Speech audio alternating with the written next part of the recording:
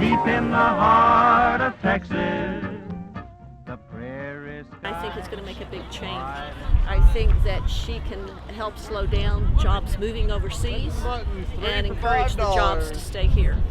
When you had the U.S. coal get blown up and there wasn't a single steel company in the United States who could manufacture the steel to repair that ship, that was a very sad comment on what has happened to American industry. And has the job industry here affected you personally? No, I'm lucky. I'm She very does, lucky. however, have a son on how many tours in He Iraq? will be coming home from his third tour in Iraq. That affects who I vote for because I have seen these veterans come back. I have seen them treated very badly. We've been very lucky. My son's wounds have not disabled him. The Air Force surgeons on his last tour were able to put him back together beautifully. What do we do about the situation in Iraq? That is a very hard question.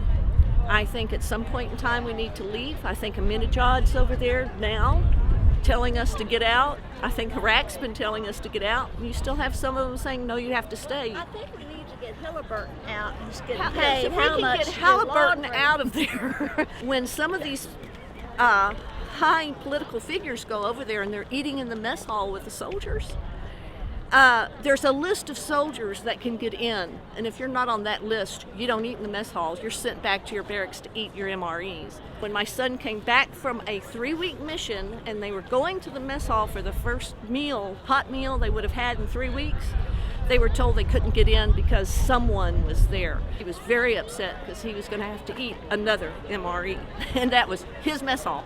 So, they're tired of that. Do you feel like that's emblematic of the way they've been treated since they got there? I think very much so. As a family, we have a whole lot to lose. My son can have a whole lot to lose, but as a nation, we have more to lose than I think most people understand. There's an ad right now on the radio by Obama, and he says he has the judgment it takes to get the troops out of Iraq because he never voted for the war. Do you hold it against? He wasn't in the Senate. He was not getting all the information that was being spoon-fed to these people, even though it was lies. They trusted the leaders to tell them the truth. The senators, the congressmen, the representatives trusted the intelligence they were getting was true. They acted on the truth as they knew it.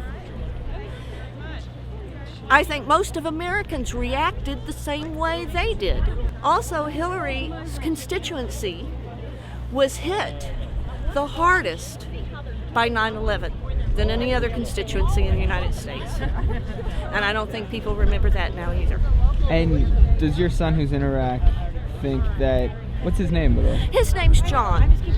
He's a tank commander. Has he ever told you if he thinks the people in Iraq want us to stay or want us to leave? What he has told me is that when they left Baghdad after the end of the war, that things were in much better shape in Iraq at that time than they have been any time he's been back. They went in and cleaned it up. The fighting stopped. They were able to get the sheiks to come to the table. By last March, Ramadi had started coming alive again.